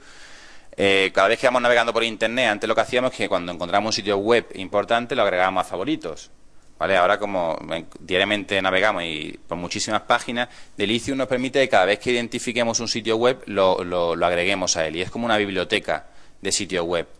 Yo lo utilizo personalmente como buscador. También como un buscador es muy muy bueno, lo recomiendo como buscador. ¿Por qué? Porque la información que se sube ahí suele ser información filtrada. Toda la gente que vamos navegando por Internet y encontramos información que consideramos que es útil para nosotros, muy buena, la subimos a ese buscador. Por lo tanto, yo lo utilizo para buscar información realmente buena y sesgar, mucho mejor que Google en algunas cosas. Y lo utilizo. Yo creo que lo podéis utilizar también como eso. Como herramientas de análisis, y ranking, podéis encontrar Alexa, Compete, Google Analytics, Social Mentio, Google Insight, como ha dicho Víctor Gil, etcétera. Hay muchísimas. Pero inicialmente con estas tenéis más que de sobra, ¿vale? Entonces el objetivo es coger el panel etnográfico y Google o NetVives o otros que existan, ¿vale? Y aglutinar en una única pantalla todas esas herramientas que os vayan a vosotros interesar, de tal manera que en una única pantalla tengáis toda esa información, ¿vale? Y que seáis capaces de clasificarla y trabajar de una manera rápida. Os he dejado algunos sitios web de referencia, ¿vale? Algunas páginas web por aquí. He puesto Marketing Fan también, que es una red colaborativa que hizo Víctor Gil, también muy buena, sobre marketing. Bastante interesante, una plataforma colaborativa en que la gente que se dedica al marketing pues sube cosas interesantes y luego se filtran ahí, de manera que las que más interesan a la comunidad pues aparecen primero. Entonces está como así como española, pero luego aquí tenéis otra serie de sitios de referencia donde miramos los Cool Hunters, ¿vale? Luego cada uno de vosotros, en función del ámbito en el área que trabajéis, pues tenéis que identificar cuáles son los puntos donde tenéis que mirar. Aquí os dejo también mi dato de contacto, pues, si queréis alguno contactar, mi teléfono, mi web, mi blog, ¿vale? Así que os agradezco a todos vuestra asistencia, espero que os haya gustado y creo que ahora nos vamos a enriquecer todo un poquito más con las preguntas que nos queráis hacer a Víctor y a mí, ¿vale?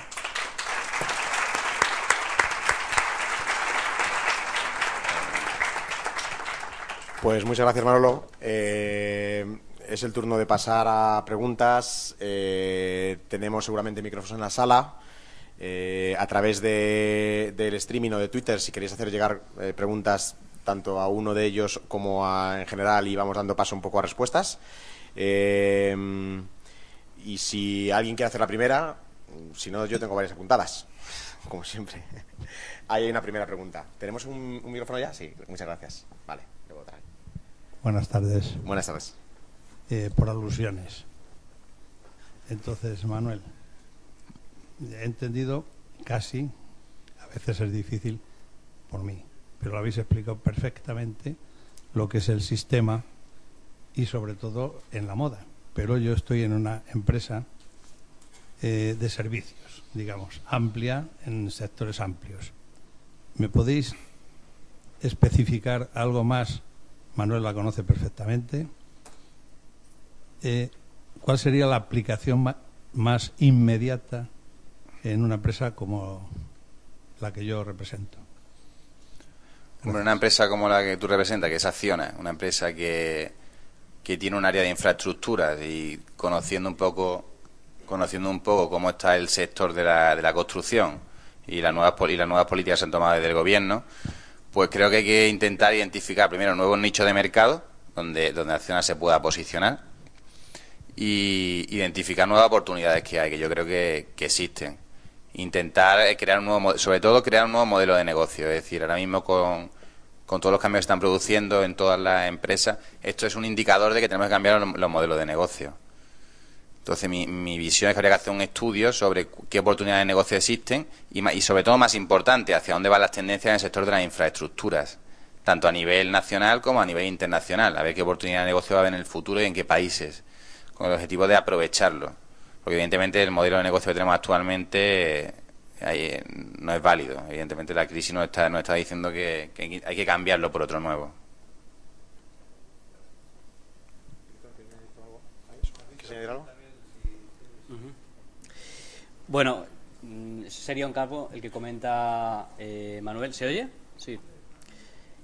Se me ocurre también otra posibilidad, en la medida de que en muchos casos sus clientes son clientes institucionales, donde también se puede rastrear cuáles son las tendencias, pues, en cuanto a obras públicas o generación de nuevos servicios o nuevas demandas por parte de los ayuntamientos. Es decir, las posibilidades de utilizar el cool hunting van más allá del B2C, o sea, del negocio al consumidor, y también ahí, y se hace de hecho de forma bastante habitual, aplicado al campo del business to business, ¿no?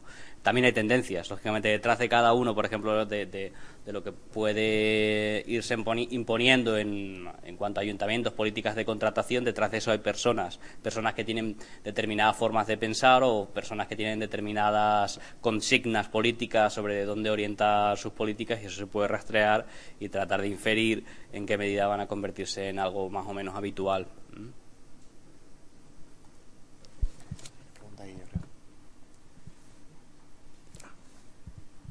Sí. Bueno, yo quería realmente saber en esto cuánto hay de fiabilidad, cuánto hay de intuición. Es decir, sois pitonisos, donde efectivamente la pitonisa de pitoniso, donde hemos hecho estudios, evalúan desde cómo llega una persona vestida, las uñas, las joyas, etcétera, etcétera, y a partir de ahí interpretan, como decía Víctor Gil, una serie de cosas, cuál es el futuro incluso de esa persona o su situación. Vosotros creéis, y vosotros lo que utilizáis efectivamente son las nuevas tecnologías, toda la información que te has presentado, y a partir de eso realmente es una intuición de cuál es la tendencia de futuro. Es decir, al cliente al final se le dice cuál es la tendencia en base a qué. Y después sí quería saber si vosotros, y a Manolo, que no les conozco más y más joven, si su introducción en este mundo del cool hunting es un aprovechamiento de la situación, de la crisis, y que en este tutus revolutus hay una salida y aprovechamiento donde se puede interpretar el futuro, cuando ninguno sabemos lo que va a pasar pasado mañana, de darle una especie de salida al mundo empresarial, de por dónde van a ir los tiros. ¿Cómo se interpreta todo esto? Gracias. Hombre, yo con respecto al tema del cool hunting, me metí en el tema del cool hunting como una necesidad. Es decir, yo me he dedicado a la consultoría estratégica, yo tengo que asesorar a las empresas sobre un plan estratégico de aquí a 5 años, por ejemplo, o 10 años, y a mí me hace falta, no me hace falta un estudio de mercado, investigación de mercado sobre cómo está el mercado hoy, sino me hacía falta, tenía la necesidad de anticiparme al futuro. ¿Cómo lo hacía yo? Pues yo lo hacía de una manera artesana, de una manera manual. No había ningún método, ningún sistema, el propio sistema lo he creado yo. Pero fue ante una necesidad, es decir, tengo que asesorar a una empresa o a un comité de dirección para que tome una decisión estratégica de aquí a 5 años y tengo que intentar aportarle una trazabilidad, como bien ha dicho Víctor Gil. Nosotros, evidentemente, nos chupamos el dedo, lo sacamos y decimos, bueno, ¿por dónde van las tendencias? Y por intuición, antes hacía así y la gente tenía éxito. Mucha gente y otros fracasaban. Cuando se hace un estudio de investigación de mercado se dicen cómo están las tendencias, hacia dónde van. Es decir, hacia dónde van los gustos de los consumidores, hacia qué dicen los líderes de opinión, qué dicen los mercados, hacia dónde van las tendencias en otros países, etc. En función de eso se hace un informe que te da una trazabilidad sobre qué está pasando. ¿Ese informe es fiel? Y digo, pues te digo que no. Te digo que no, ¿por qué? Porque hay muchos factores que intervienen. Puede haber grandes compañías que le interesen desviar las tendencias, como he explicado antes, y son capaces de desviarlas. Hay medios de comunicación que le interesa desviar las tendencias y son capaces de desviar las tendencias. Entonces, se hace un estudio y se dice, bueno, las tendencias van hacia allá. Por eso utilizamos el panel de control, para ir analizando esas tendencias y ver si van acorde a lo que no van. Y si hay un cambio, rápidamente actuar rápidamente, ¿vale? Y corregir esa predicción, esa tendencia que se ha hecho. No sé si Víctor Gil tiene que... Sí, o sea, efectivamente no tenemos una bolita mágica, porque si lo tuviéramos, efectivamente yo no me dedicaría a investigación de tendencias, sino a otro tipo de pronósticos mucho más rentables, como la lotería, la quiniela y demás. No, la cuestión es que no existe un margen de error como en otras ciencias. No hablamos de una ciencia, por eso el libro precisamente se llama El arte y la ciencia de descifrar tendencias. Es una combinación, por un lado, de metodología de investigación más o menos convencional, más o menos contrastada de las ciencias sociales, y por otro lado sí que tiene un componente, yo no llamaría tanto de intuición, sino también son conocimientos de saber qué cosas han funcionado en un determinado momento, qué cosas funcionan en un determinado sector y uno intuye que pueden funcionar en otro sector, y a partir de ahí se hacen inferencias que no tienen ningún tipo de contraste en términos científicos y uno no conoce el margen de error. Lo que en todo caso sí que no es una metodología, en el que tiremos dados y digamos esto sí o esto no. Cuando uno trata de anticipar, por ejemplo, si fenómenos concretos, yo que sé, una tecnología, oye, el iPad, ¿llegará a ser el iPad o no un fenómeno adoptado masivamente o un fenómeno de éxito? Hay margen de error porque hay muchas variables que pueden intervenir en un sentido o en otro, pero sí que hay una lógica de trabajo que tiene que provee, o por lo menos por mi experiencia, provee bastantes aciertos. Como os decía, trabajamos generalmente en cool hunting con aquellos perfiles de consumidores que son más innovadores o que son más abiertos a la innovación. Lo que hacemos con ellos es ver qué están haciendo, analizamos las muchas cosas que están haciendo y en un siguiente paso nosotros en el Instituto de Investigación lo que hacemos es contrastar esa información, esos indicios que estamos extrayendo en un segmento muy muy concreto. Los conceptos que están detrás de eso los testamos con población más o menos general o con mainstream, es decir, podemos utilizar técnicas tradicionales y validadas como son las encuestas, ¿no? Es decir, el iPad, los primeros usuarios que lo están utilizando, ¿cuáles están siendo sus primeras experiencias? Vamos a profundizar en cuáles son las motivaciones de uso de esas nuevas tecnologías y sobre todo vamos a profundizar también si van a tender a recomendarlo o, sin embargo, si la experiencia ha sido negativa, van a despotricar sobre ellos, ¿no? Por ejemplo, el iPhone 4, ¿será un éxito o no será un éxito? Pues ahora mismo es un fenómeno que estamos analizando en el que vimos que generó muchísima expectación, pero está habiendo muchos problemas a nivel tecnológico con el dispositivo. Bien, pues con esos primeros early adopters, que muchos de ellos están recomendando no comprar ese dispositivo, pues podría tener un problema Apple y no ser un éxito igual que otros lanzamientos suyos, ¿no? Es decir, cuando tratamos de indagar sobre fenómenos concretos es muy difícil acertar. Hombre, yo puedo decir, porque además tengo una actividad de difusión de estudios públicos bastante habitual, que he publicado muchas cosas que han acabado convirtiéndose en fenómenos que estaban diagnosticados. Y no es magia, es metodología de las ciencias sociales, pero sin margen de error, o sea, totalmente desconocido.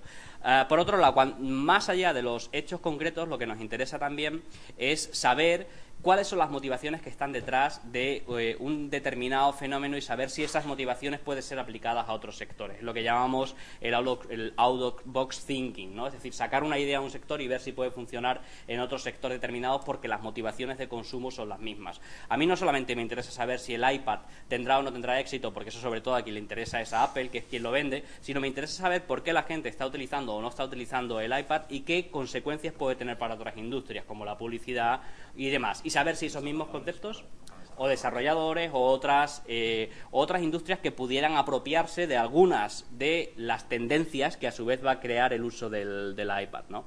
En cuanto al momento actual, sí que es verdad que el momento de crisis, incertidumbre, todo lo que sea información sobre lo que va a pasar mañana, tal y como está el panorama, pues todas las empresas están por lo menos con el oído abierto para suceder, ¿no? Y nos reímos del pulpo Paul, pero bueno, el pulpo Paul hace un año eran las galletas de la fortuna de Twitter. La gente que como que lo hace medio riéndose o no riéndose, pero al final lo que la gente quiere son certidumbres, ¿no? En momentos actuales. También puedo decir que nosotros tenemos los mismos problemas, o sea, en mercados cambiantes es mucho más complicado anticipar qué va a suceder. Por ejemplo, con respecto al tema del iPad o el tema del iPhone, un caso práctico real que me preguntan las empresas es decir, yo tengo una serie de programadores que tengo que darle formación. ¿En qué lenguaje de programación le doy formación?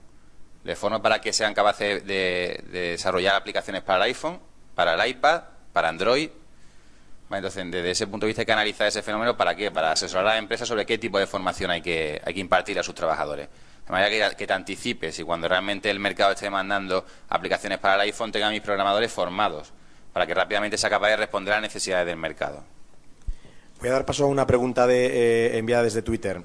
La fórmula @valt_es y pregunta, una pregunta interesante sobre la relación entre cool hunting e innovación. O sea, qué relación en una empresa que a lo mejor tiene definido un sistema de innovación o un departamento de innovación, la relación entre cool hunting e innovación y si es una relación jerárquica. La respondéis uno y así vamos más rápido en las preguntas. ¿Alguno que queráis responder? Ajá, respondo yo mismo. No, yo creo que no hay una relación jerárquica entre ellos, creo que son departamentos que colaboran. O sea, al final, uno quien suministra información probablemente que es el Cool Hunter y probablemente el de innovación está más orientado a la acción y a la implementación de esas tendencias. Vale, perfecto. Si hay alguna pregunta más en la sala, ahí. Un micrófono así. Vale. Uy.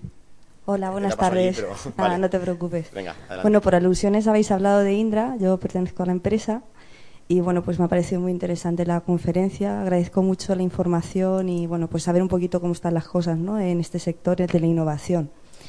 Habéis comentado sobre el tema de las tendencias, de los mercados, que hay que analizar los mercados, el entorno, tener muchas cosas en cuenta. Pero esta duración ahora mismo en tiempos de crisis, cuando vosotros hacéis ese estudio, ¿cómo planteáis este tema de la duración? Eso sería una de las preguntas de la lista. Pero otra también sería que en cuánto tiempo tardáis vosotros en hacer un informe de trazabilidad, teniendo en cuenta tantas cosas, ¿no? Y ahora en este momento que estamos en crisis, pues sería interesante saber vuestra opinión. En concreto, a mí me interesa mucho el sector de las nuevas tecnologías, de hecho me dedico a esto, entonces, bueno, quizás mi interés va más enfocado a ese tema del desarrollo de software y bueno, de las TICs en general. Y nada, muchas gracias.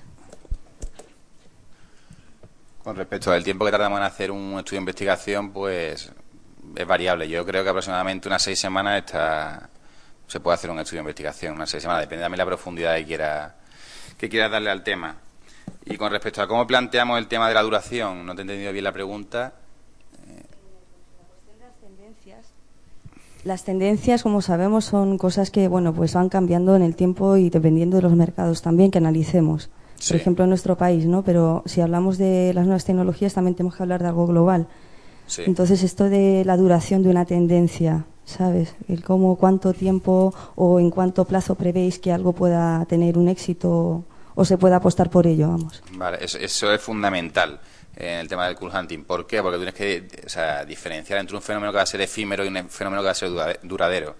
Es decir, puede aparecer una tendencia y esa tendencia puede ser que tenga una duración de 2, 3, 6 meses y a los 6 meses se caiga o a los 3 meses. Entonces la empresa tiene que valorar si realmente le interesa meterse en ese mercado o meterse en esa tendencia que dentro de 6 meses va a desaparecer. ¿Qué es lo que realmente le interesa a la empresa? Le interesa identificar cuáles de esas tendencias van a ser duraderas en el tiempo.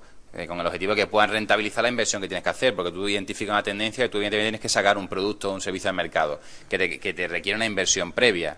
Cuando tienes que identificar cuáles de esas tendencias van a ser efímeras o duraderas, ¿vale? Luego, con respecto del tiempo, pues puedes hacer una estimación en función de los agentes que intervienen e incluso puedes tú acelerar. Hay una serie de factores que puedes tú tocar a través de early adopter, trendsetter, líderes de opinión y a través de publicidad y otra serie de medios que tú puedes intentar acelerar ese proceso.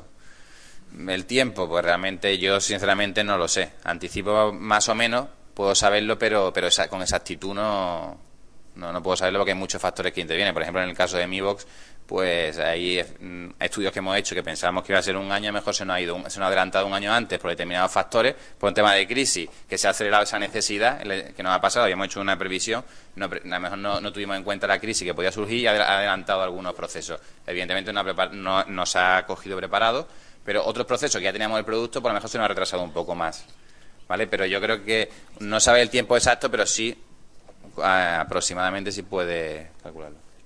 Intento ir un poco más rápido para dar paso a más preguntas, disculpad.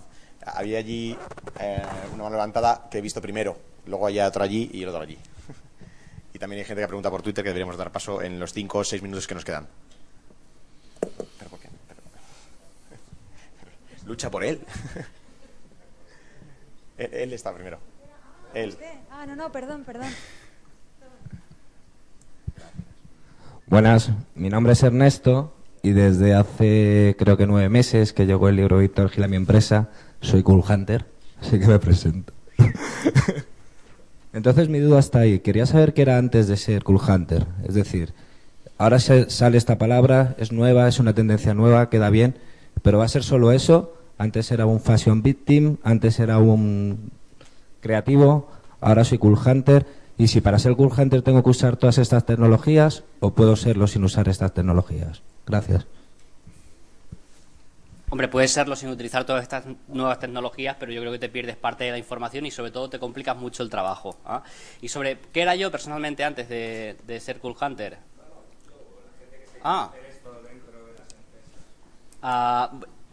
Yo creo que ha existido una figura muy similar a lo que hoy llamamos Cool Hunter siempre, que es el investigador de tendencias. Es decir, las tendencias se investigan en las ciencias sociales desde siempre. Se empiezan a comprender ahora cada vez más cómo funcionan las cosas, pero la figura existe desde siempre. El término de Cool Hunter es mucho más reciente y nos hemos apropiado. Yo te diré que jamás me presento como Cool Hunter, en todo caso. Siempre me presento como sociólogo o investigador de tendencias. ¿Perdón? Yo a un amigo mío de Cádiz, el día que le dije que era Cool Hunter, me dijo si era un hard face en vez de Cool Hunter. De cara dura. No, es una etiqueta, como te decía, nació pues ya hace unos años en Estados Unidos, que se hizo muy popular y sobre todo en un mundo que le interesa mucho la moda de los diferentes sectores y las tendencias, todo aquello que suena cool vende mucho. Es decir, el término Cool Hunter pues ahora se vende muy bien en el mercado, pero cuando la cosa pase yo seguiré llamándome analista de tendencias.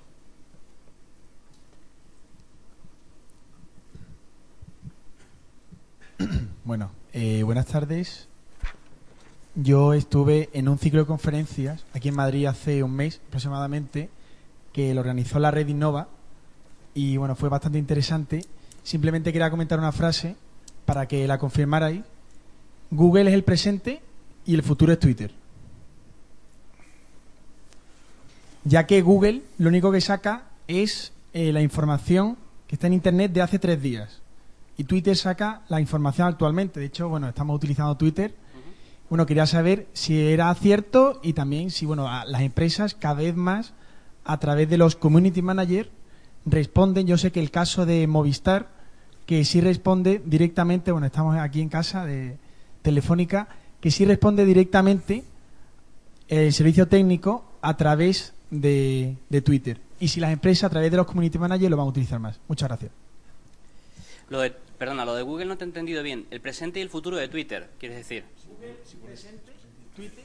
Ah, y Twitter es futuro. Google es el presente, se está utilizando ahora mucho por las empresas a través de SEO y SEM, y Twitter será el futuro. Ahí sí que no ves, ahí sí que no me atrevo yo a hacer un diagnóstico de futuro, pero sí que es verdad que cada vez más hay ejemplos, o sea, hay estadísticas, ¿no?, que dicen que mientras las redes sociales crecen mucho, Google está bastante estancado o crece menos de los ritmos a los que crecía antes. Lo que sí que es verdad es que cada vez más la navegación en Internet es una navegación social, es decir, una persona que recomienda una cosa y otra persona lo lee, y hay menos búsqueda activa por parte de Google. Si toda la gente en el futuro navegara cada vez más de forma guiada, de forma social, probablemente Google tendería a perder, pero bueno, tampoco creo que la gente deje de navegar también de forma autónoma y de utilizar buscadores, que en este caso probablemente seguirá siendo Google. Si Twitter será el futuro, yo tengo mis dudas, porque le hemos dado también, yo soy usuario intensivo y bastante alucinado, flipado de Twitter, pero tengo mis dudas porque se le ha dado mucho tiempo y su crecimiento en determinados perfiles de usuarios no termina de enganchar. Sigue creciendo todavía, pero no crece tampoco al ritmo que otras innovaciones. Es mi opinión. La segunda pregunta era el tema de Movistar, si responde o no responde, si las empresas responderán o no responderán. Hay diferentes perfiles de empresas dentro de las redes sociales. Hay quienes quieren tener una réplica de servicio al cliente, lo utilizan como CRM, como podría ser el caso que tú dices de Movistar, y hay gente que está simplemente para compartir información de forma más o menos pasiva o para escuchar a los consumidores. La estrategia depende de lo que quieras hacer. Por cierto, yo le envié algo a Movistar y no me respondieron, ¿no? Dependerá, también responderán a lo que les interese y a lo que no les interese no. Aprovecho solamente para decir que Movistar lo está haciendo muy bien. Soy un poco parte interesada, pero es muy complicado para una empresa telco de este tamaño, y no es por estar en su casa, es muy difícil ser capaces de digerir el volumen de información que se les genera, pero aprovecho y además creo que el concepto que decías tú de community managers, y en eso, en Cool Hunting me atrevo menos a entrar, pero en ese concepto sí, creo que una de las funciones importantes de la función de community management o de los community managers de una empresa es canalizar feedback de la comunidad hacia dentro de la empresa, a la gente que le interesa, lo cual hace que muchas de las herramientas que se han visto aquí de Cool Hunting son las mismas que usan community managers en sus empresas, y de hecho detectar esas tendencias y ser capaces, como hace un centro de atención al cliente,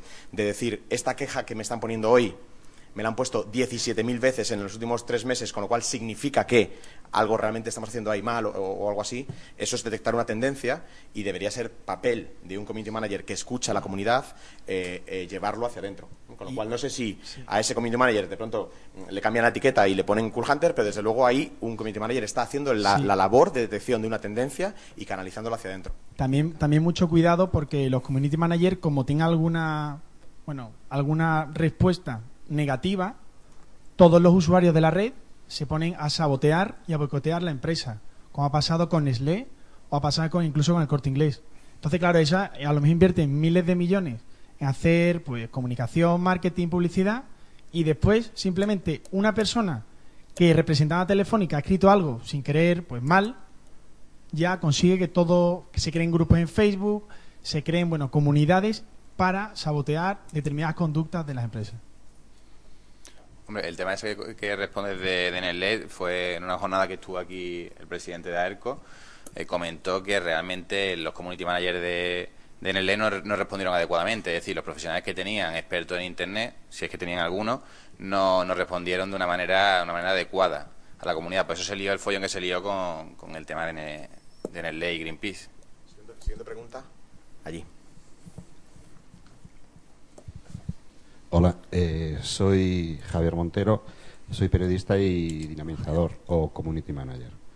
Entonces, quería saber para Víctor, si dentro de las funciones del Cool Hunter está crear una tendencia y qué pasa con la deontología en este caso, ¿no? Luego también quería saber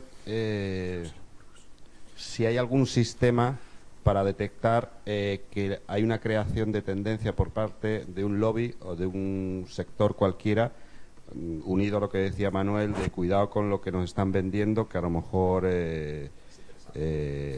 hay algo malo por ahí.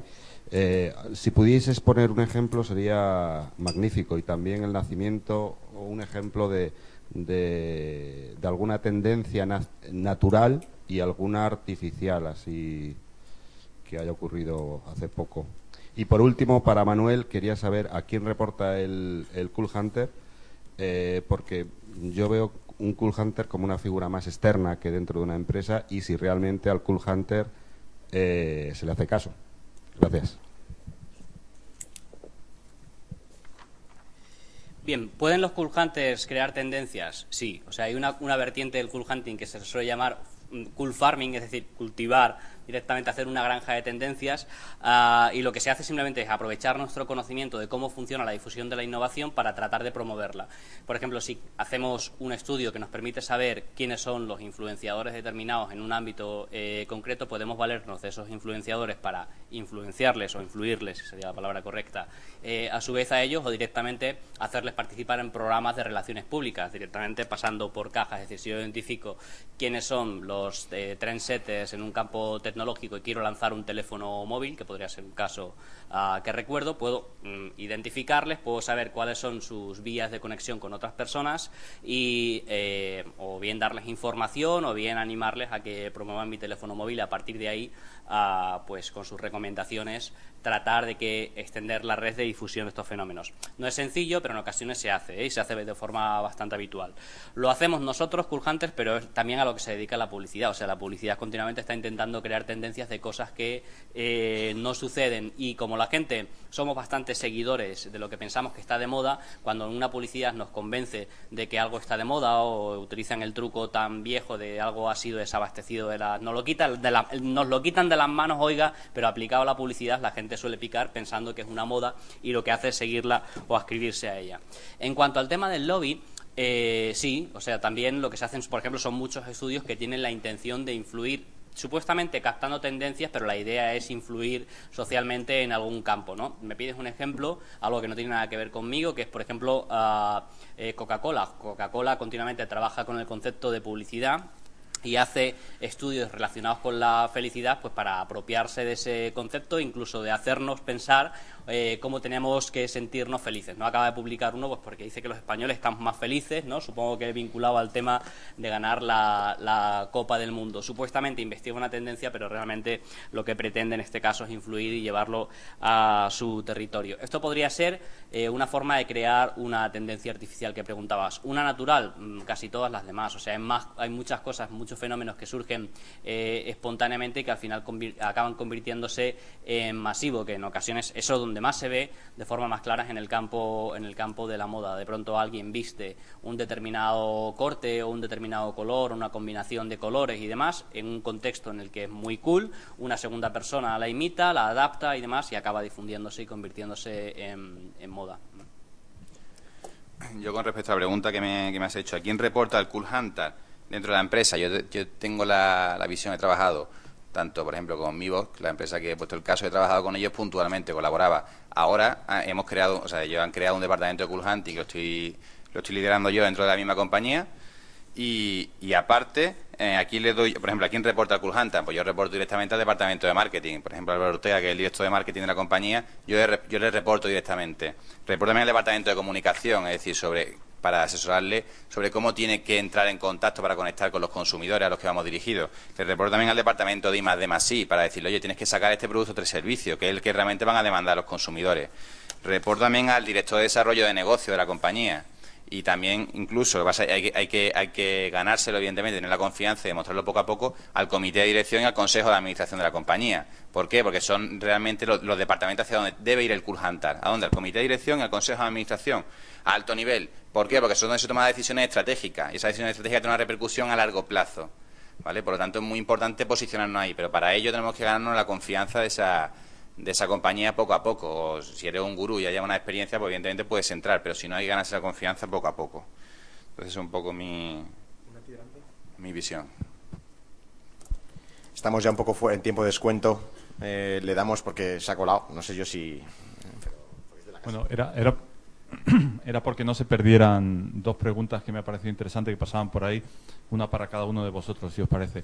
Una de ellas, porque por la hora en la que son estas charlas hay mucha gente en Latinoamérica que las suele seguir, ¿no? Y alguien ha preguntado hasta qué punto, digamos, una tendencia que se detecta en Europa es aplicable a Latinoamérica, si tenéis un concepto. Y otro, que yo creo que tenía curiosidad, porque hemos hablado solo de los éxitos, y Víctor, a lo mejor tú tienes más información, es si se podía poner algún ejemplo de algún error, algún fracaso. Lo habéis visto también, ¿no?, en la pregunta. Entonces, bueno, pues un poco por terminar, esta sería una pregunta para vosotros. Con respecto a si una tendencia que se origina aquí en Europa, o en Londres, creo que he leído a una chica decirlo, en Latinoamérica, pues evidentemente sí. Las tendencias de hecho, los Cool Hunters muchas veces lo que hemos hecho es identificar qué tendencias hay en otros países y extrapolarlo aquí como nueva idea de negocio, como innovación. Es lo que hemos hecho. ¿Qué hay que tener en cuenta? Muy importante tener en cuenta la idiosincrasia. Es decir, no podemos coger una tendencia que hay en Londres e intentar implantarla en América Latina, en Brasil o en cualquier país de allí, sin tener en cuenta la idiosincrasia local. Por lo tanto, tenemos que coger esa tendencia que hay en Londres o en Europa o en Asia, intentar extrapolarla, pero teniendo en cuenta esa idiosincrasia. Y de esa manera, ese es el problema que se ve. Hay dos problemas cuando una tendencia falla al exportar tendencia de un país a otro, y son, una, que no tener en cuenta la idiosincrasia local, y dos, que el mercado no esté preparado. Es decir, si el mercado de Europa está mucho más avanzado que Latinoamérica, si extraemos una tendencia para la cual el mercado no está preparado, va a ser un fracaso. Pero si esas dos barreras, esos dos problemas se solventan, no creo que haya ningún problema. Totalmente de acuerdo. O sea, yo siempre suelo decir que las tendencias son globales, pero las oportunidades son locales. Es decir, se trata de analizar lo global y ver cómo se declina también en términos locales. Por ejemplo, en moda, en Latinoamérica, tiene un factor que condiciona mucho sus tendencias, que es el clima. Es decir, aquí mientras hablamos de diferentes tipos de colecciones primavera, otoño, invierno, primavera, verano, y luego incluso colecciones de crucero, en el caso de Latinoamérica, como en muchos países, en los países de Centroamérica hay un clima muy igual durante todo el año, este tipo de cuestiones no funciona. O sea, que depende un poco de cada uno de los países. En cuanto al fracaso, a mí no me duele en prenda reconocer que nosotros, en la empresa en la que trabajaba anteriormente, nos equivocamos estrepitosamente al aventurar que Second Life sería un éxito, ¿vale? Y Second Life, pues bueno, hombre, tampoco se puede hablar de fracaso radical absoluto, pero sí que defraudó expectativas. Pero eso nos sirvió, como decía antes, para aprender a todo pasado en que nos habíamos equivocado en ese diagnóstico, y tuvimos un aprendizaje muy interesante que nos ha valido para el futuro, que es, antes de hacer diagnósticos prematuros y de dejarnos también guiar por el ruido que se hace en los medios de comunicación, que se hizo muchísimo en torno a Second Life, ver cómo esas primeras personas que adoptan un nuevo fenómeno, en este caso una nueva tecnología, la adaptan a sus propios gustos. En ocasiones una nueva tecnología, por seguir el ejemplo de Second Life, es planteada por sus creadores para un fin, pero en el transcurso del uso de los early adopters esas funcionalidades se readaptan y acaba teniendo un uso completamente diferente, lo cual es lo que determina el éxito. Muy brevemente, el caso de éxito de Twitter, no tiene que ver nada el uso que se hace hoy de Twitter con para lo que fue inicialmente concebido. Si probablemente se hubiera quedado en ese uso con el que sus desarrolladores lo enfocaron, Twitter habría sido un fracaso, porque no crecía una cosa que lleva mucho tiempo explicar, lo que es el efecto network. Es decir, no conseguía masa crítica para despegar, hasta que muchos bloggers empezaron a utilizarlo para una cosa diferente. Muy bien, yo creo que rematamos. Le damos paso en último extremo a José de la Peña, que quiere decir algo, y muchísimas gracias por estar aquí. No, bueno, gracias a todos por venir, y que, bueno, ahora entramos en el verano. Me quería despedir de todos vosotros hasta el verano y volvemos en septiembre. Yo creo que un tema que es importantísimo, una profesión muy importante, que es la de videojuegos. Seguramente le dedicaremos algo más que solo una charla, probablemente dedicaremos unos talleres, incluso una jornada, porque vamos a hablar de una de las profesiones en uno de los sectores que son más grandes ahora, que más crecen y que incluso son por facturación más grande que la música y el cine juntos. O sea que vamos a entrar en profesiones de palabras mayores, ¿no? Entonces os esperamos a todos en septiembre y buen verano, ¿vale? Muchas gracias.